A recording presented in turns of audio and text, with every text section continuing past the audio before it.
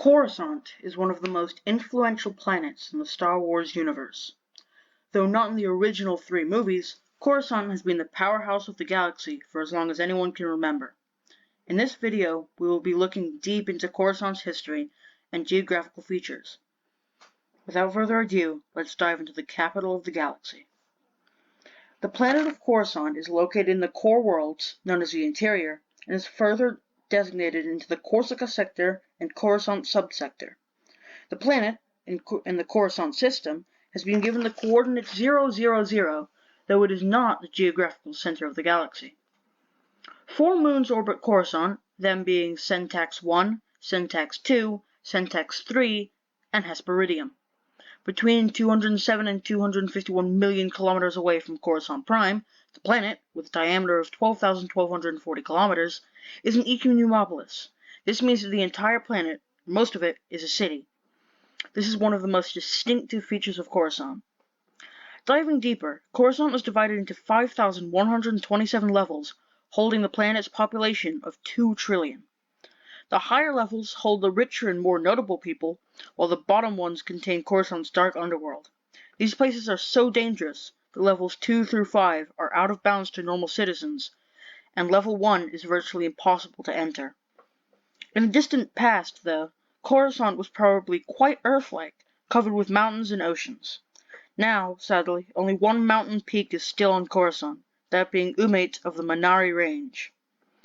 Coruscant is very rich and diverse in its history, and is being controlled by countless empires and factions. In its early days, Coruscant was populated by the Taung and Zel species, those commonly known as the homeworld of the human race. Being maybe the single most important planet in the galaxy, is referred to as a galactic center. Throughout all of its history, Coruscant has been governed by many dictatorships and democracies, and everything in between. Sometime in Coruscant's past, the Sith forces built a shrine on its surface. Later, the Republic and the Jedi retook Coruscant and drove out the Sith. Their shrine was destroyed, and the Jedi built their new temple on its ruins. Coruscant is so important that even in its disorientated beginnings, it was generally accepted that whoever controlled Coruscant effectively controlled most of the galaxy.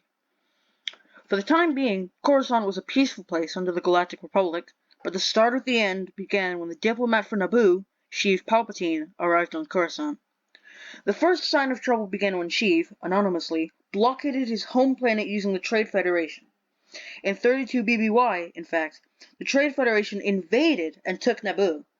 Because of this, Naboo's queen, Padme Amidala, fled to Coruscant to ask Palpatine for help.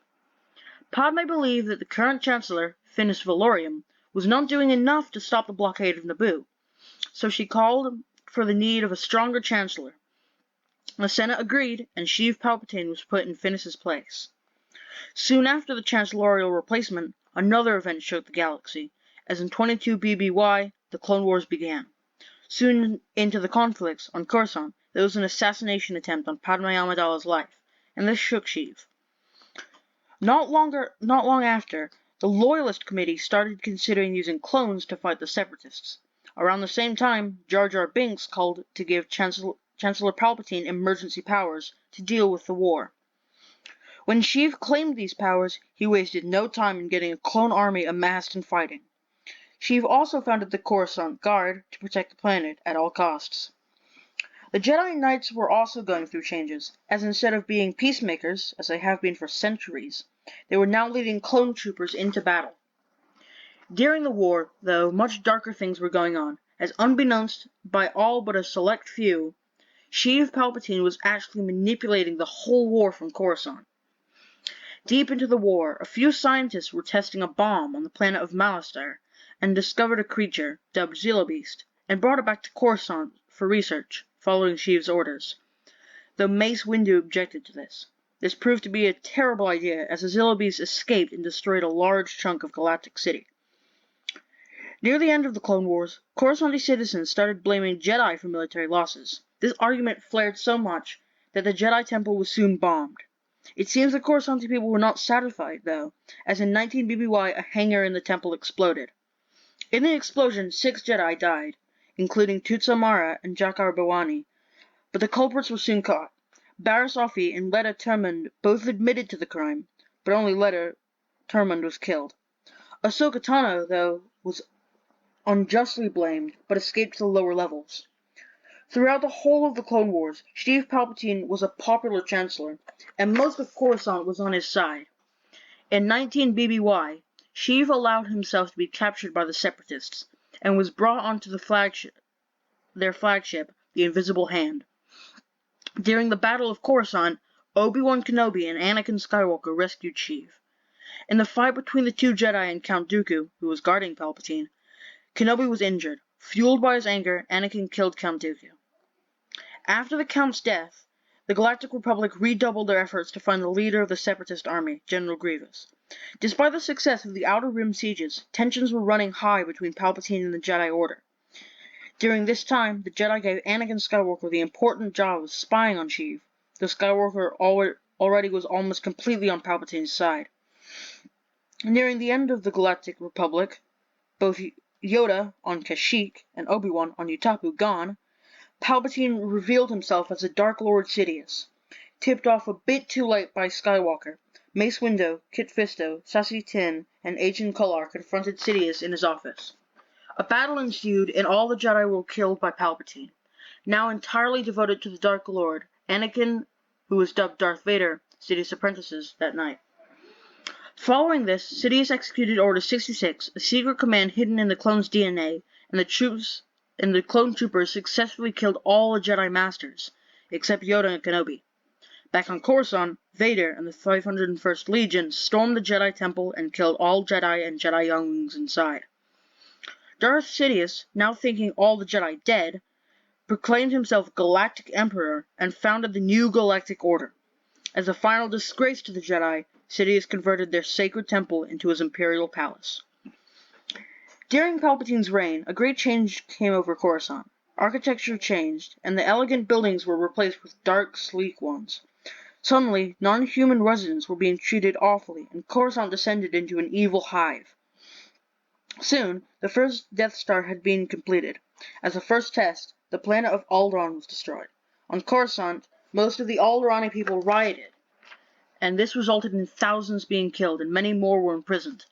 In 4 ABY, the second Death Star was destroyed by rebel forces, and the Coruscanti citizens celebrated by revolting against the Imperial police forces. The new Republic was founded, and the Senate was moved to Chandrilia as a part of a new senatorial regime.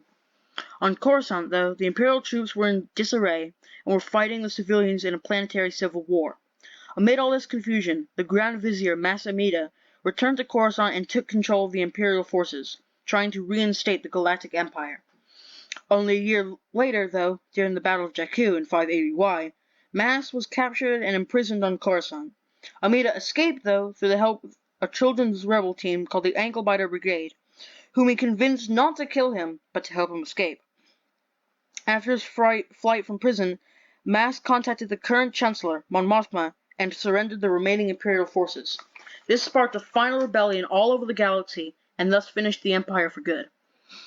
During the post-Imperial years, Coruscant's government style changed greatly. The whole of Coruscant now had a say in its own laws, and the planet now had its own senators, as it was no longer the capital. It is during these times that two groups emerged into the open, them being the centrists and the populists. The centrists were for more executive control, this is who the Coruscant government sided with, and the populists wanted to limit the government, they are who the majority of the Coruscanti people sided with. And within all this, the First Order was formed. While the First Order grew, Coruscant descended into a crime haven, small parts controlled by numerous criminal syndicates, and no true leader emerged. Things got worse, though, after the Battle of Crate in 34 ABY. Gangs roamed all of Coruscant, and the streets were no longer safe. All tourism to the planet halted, and Coruscant lowered itself beyond what it had ever been before. Even the pirate, Hondo Okanara, was saddened by Coruscant's descendance into lawlessness and called it one of the greatest tragedies of our current era. Coruscant went deeper and deeper into chaos, and in 35 ABY the planet was in open rebellion against the First Order. After the Battle of Exegol, though, the massive Coruscanti people overthrew the First Order and the crime syndicates. After this, the planet settled down into an unstable peace, but peace nonetheless, and this is where it stands today.